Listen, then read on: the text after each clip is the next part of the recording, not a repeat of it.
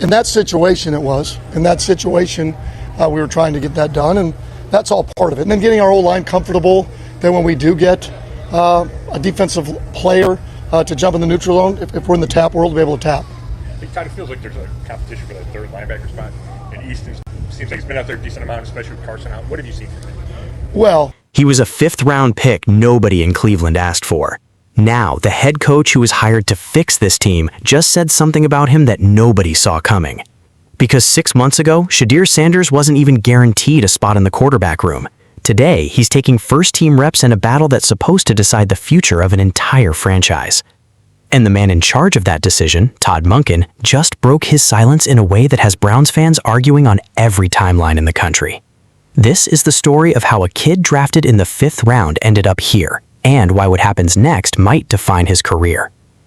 Let's go back, because to understand why this moment matters, you have to understand what Shedeur Sanders actually walked into. Cleveland didn't draft him to be the guy. They drafted him as a project, a talented arm buried behind Deshaun Watson, Joe Flacco, Kenny Pickett, and Dylan Gabriel. 4 quarterbacks, 1 job, and Sanders was picked dead last among them in the 5th round after a draft slide that turned into one of the most talked about storylines of that entire cycle. Nobody circled his name on the depth chart. If anything, people circled it as a mistake. Analysts spent weeks trying to explain why a quarterback many had projected as a first-round talent fell all the way to day 3. Some blamed interviews, some blamed the noise around his family, some just said the league got spooked. Whatever the reason, Sanders didn't land in Cleveland as a savior. He landed as an afterthought.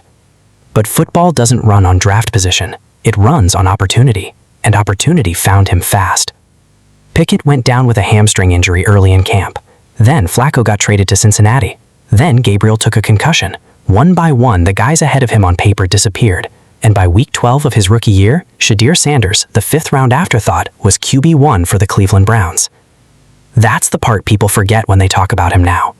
He didn't win the job in a boardroom. He didn't win it in OTAs against air. He inherited a burning building in the middle of a losing season and had to figure out how to put it out in real time, on the road, in front of a national audience that was already watching his family closer than his football. And here's where the story gets uncomfortable, because inheriting the job and succeeding at it are 2 very different things. 7 starts, 8 appearances, 1,400 yards, 7 touchdowns, 10 interceptions, 3 wins and 7 tries on a team that finished 5-12. Numbers like that don't silence critics, they feed them. Every incompletion got dissected frame by frame. Every interception became a headline before the game was even over. National media picked apart his mechanics, his decision-making, his composure in the pocket. And because of who his father is, none of it happened quietly. Hey Todd, we just talked to George Warhawk. Like, what kind of priority was it? Like, how high of a priority was it for you to bring him here? Well, it's a high priority. I mean, I've been with George. This will now be our 6th year together, 3 in Tampa, then 2 in Baltimore. We've been through a lot together. We kind of are able to play off each other a little bit. He believes in the same things I do. In terms of making people deal with us, running off the football, physical style. Deion Sanders, primetime, Hall of Famer, the most famous father a rookie quarterback could possibly have, and also the loudest possible spotlight to fail under. Every mistake Shedeur made got amplified by a name that's been famous since before he was born. Other rookie quarterbacks around the league could throw 3 interceptions in a game, and it would be a Monday footnote. When Shedeur did it, it became a week of debate on every sports show in the country. Somehow, in the middle of all that noise, Sanders still walked away from a losing season with a Pro Bowl selection, stepping in after an injury opened a spot elsewhere. That's the contradiction that follows him everywhere he goes. A losing record, real, undeniable flashes of talent. A player evaluators can't ignore, wrapped inside a body of work that isn't finished being written yet. So when Cleveland fired their coaching staff and brought in Todd Monken this offseason, the entire fan base asked the same question at the exact same time. Is Shedeur Sanders finally getting a coach who believes in him, or is he about to get replaced before he even gets a real chance? Monken didn't answer it the easy way. At his introductory press conference, reporters pushed him right away. Is Shedeur the guy? Like any position on the team, that's still to be determined, Monken told them. No promises, no guarantees, just an open competition. And for a young quarterback who'd already been auditioning for his job his entire rookie year, that was one more test to pass before he'd even unpacked his locker under a new regime. Some fans read it as fair, the honest answer of a coach who hasn't watched a single practice yet. Others read it as a warning sign, because to be determined isn't the sentence you want to hear when you're trying to build trust in a locker room that's already watched quarterbacks rotate through like substitute teachers for years running. But Monken wasn't done, and he made it clear this wasn't dismissal. It was standard operating procedure for how he runs a competition. Am I excited about Shedeur? Am I excited about all the quarterbacks in the room? Absolutely, he said. I can't wait for them to get back and for us to get started. Translation, nobody's guaranteed anything, including the guy who started 7 games last year and made a Pro Bowl doing it. If you're just finding this channel, you already know we go past the headlines and get into the real story behind these moments. So hit subscribe now so you don't miss where this one goes, because it's about to get a lot more interesting. So training camp opens, and this time, the competition has a name attached to it that changes the entire tone of the story. Deshaun Watson. A former franchise quarterback, still owed a fortune by this organization, still recovering from multiple ruptured Achilles tendons, still on paper the most talented arm in that quarterback room whenever he's fully healthy. Monken splitting first-team reps between Sanders and Watson wasn't just a football decision. It was a message sent to the entire building. This job isn't inherited because you finished last season under center. It's earned every single day against a former Pro Bowler and former #1 overall pick who wants it just as badly. And then, 4 days into camp, Sanders answered with his arm instead of his mouth. 13 of 22 passing, 4 touchdowns, 1 interception. 2 separate practices where he took every single first-team rep. Not shared reps, not limited reps. All of them. That's not a rookie hanging on by a thread. That's a guy trying to take the job outright, in front of a coaching staff that specifically told him nothing was guaranteed. But this story isn't just about stat lines on a practice field in July. It's about who shows up for him and who doesn't flinch when the noise around him gets loud, because it always does. In the middle of camp, Deion Sanders walked back into the building, not as a headline-chasing father looking for cameras, as a former player who wanted 5 minutes with the man now shaping his son's career. And it could have gone badly. Some fans and analysts online immediately questioned why he was even there. Was this overstepping? Was this a distraction the team didn't need during a serious quarterback competition? Was this a father who simply couldn't let go of a locker room that wasn't his anymore? It'll change a little bit in terms of really we drill down into who we think we are at this point.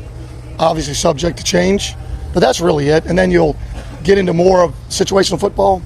You'll get into maybe more of your trying to get to premier plays. You'll try to work in, now that everything's installed.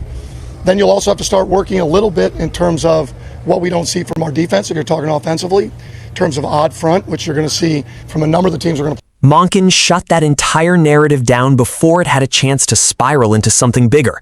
That was Deion Sanders? You kidding me? Monken said. First of all, he did an unbelievable job with Shedeur. Great kid and obviously an elite football player. They didn't even talk much football, according to Monken. Stories about NIL, about Jackson State, about a scenario where Baltimore almost drafted Shedeur years earlier. Moments Monken had a front row seat to from his time as the Ravens offensive coordinator before he ever got to Cleveland. It was good, Monken said of the meeting. Part coach, part father, which is what it should be. That line matters more than it sounds like on the surface, because it wasn't Monken tolerating a distraction for the sake of public relations. It was Monken validating the exact relationship that built the players standing in front of him every day at practice. He wasn't threatened by Deion Sanders showing up. He treated it like continuity, not competition for his players' attention. And then came the moment that actually answers the question this whole story opened with. Sitting down with ESPN's Kevin Clark, Sanders was asked directly what he thinks of his new head coach. No filter, no coach-speak translation from a media relations department, just Shedeur, in his own words, on camera. I think we've got a coach that understands the vibe of everything, Sanders said. I think when you have that and the supporting staff with him, you have no choice but success. Read that again. He didn't say he's a good play caller. He didn't say he knows the offense inside and out. He said Monken understands the vibe of everything. In a league that's obsessed with schemes and stat sheets and analytics departments, Sanders is telling you the thing that actually changed for him wasn't a playbook, it was trust. That's the turning point of this entire story. A quarterback who spent his rookie year being picked apart in real time, question after question about whether he belonged in this league at all, finally saying publicly, on camera, in his own words, that he believes in the man coaching him. Not cautiously, not with the usual guarded athlete language, genuinely. And it's worth sitting with how rare that actually is for a young player in his position. Most rookies who go through what Sanders went through last year come out of it guarded, careful with every word, trained by agents and PR handlers to never say anything that could become a headline. Sanders didn't do that here. He said something specific, something that could be picked apart by every commentator in the country, and he said it anyway, because it's apparently how he actually feels. See, first of all, the first thing we're trying to do is create the best version of our players that we can and get them to the top end of their measurable skill set. If we do that from a developmental standpoint, and then we have a system that allows our players to play fast, then we have something. But it starts with the players in terms of developing them to play at the highest, like I said, level of their skill set. So that's the first part. Are we getting our players? Think about how differently this could have gone. Plenty of teams, when they bring in a new head coach, use that transition as a clean excuse to move on from a young quarterback who struggled the year before. Nobody would have blinked if Monken walked in, looked at 10 interceptions and a losing record, and quietly started building his offense around Watson from day one, treating Sanders as a camp arm and nothing more. That's how it usually works in this league. Reputations get built in year one and rarely get a second look before year two even starts. Instead, Monken did the opposite. He opened the room up. He let Sanders compete for real reps against a former #1 overall pick, in front of the entire coaching staff, in front of the media, in front of a fan base that had already made up its mind about him in both directions. Some fans were certain he was the long-term answer after the Pro Bowl nod. Others were just as certain the interception numbers told the real story. Monken didn't side with either group publicly. He just put both quarterbacks on the field and let the practice reps do the talking. And that decision alone tells you something about how this coach operates. Because Monken isn't new to high-stakes quarterback rooms. Before Cleveland, he spent 3 seasons as the offensive coordinator in Baltimore. 3 more years before that further south, building an offense around a young franchise quarterback who eventually became one of the most dangerous players in football. He's seen what it looks like when a talented, unconventional quarterback gets the runway to develop instead of getting benched at the first sign of trouble. That experience is exactly why his patience with Sanders carries more weight than it would coming from a coach who's never had to make that call before. It also explains why the Deion Sanders visit landed differently than it might have under a different regime. A coach who felt threatened by outside influence or who was already leaning toward moving on from Shedeur could have treated that visit as an unwelcome distraction and said as much to reporters, even diplomatically. Monken didn't. He leaned into it. He talked about it like it was a privilege, not an inconvenience. And that tells the locker room something too. It tells Shedeur specifically that his support system isn't viewed as a liability in this building the way it sometimes has been portrayed everywhere else. None of this erases what happened last season. The interceptions were real. The losses were real. The moments where he looked like exactly what a 5th-round rookie thrown into the fire should look like, unsure, hesitant, occasionally overwhelmed, those were real too. And anyone trying to sell you a story where last season was secretly a hidden success isn't being honest with you. This isn't that kind of story. What it is instead is a story about the gap between a player's first year in impossible circumstances and what that same player might look like with an actual runway. Cleveland has churned through quarterbacks for years, veteran after veteran, high draft pick after high draft pick, without ever settling on stability at the position. Sanders inheriting the job in the middle of a 5-12 season, with no offseason as the starter, no real training camp reps as QB1, no true opportunity to build chemistry with his receivers before the game started counting, was about as difficult an entry point as it gets in this league. Judging the final product against that backdrop, instead of against a clean slate, changes the picture considerably. So where does that leave things heading into the season that's about to start? I saw that video of you talking to the team in the huddle. So people call you crazy, and you're okay with that? It's a matter of what term they use it by, and what's it reference of. I mean, crazy in terms of like what we all are crazy in a little bit of what's important to us, right? Like crazy is probably strong, but I mean, passion might be it. Might be that. Nothing is decided yet. That's important to say clearly, because it would be easy to turn this into a feel-good story with a bow on top, and that's not where this is. Watson is still in that quarterback room. The job is still officially open. Monken has made it clear in every single answer he's given reporters this camp that he's not going to hand anyone a starting spot out of loyalty, out of sentiment, or out of a good story.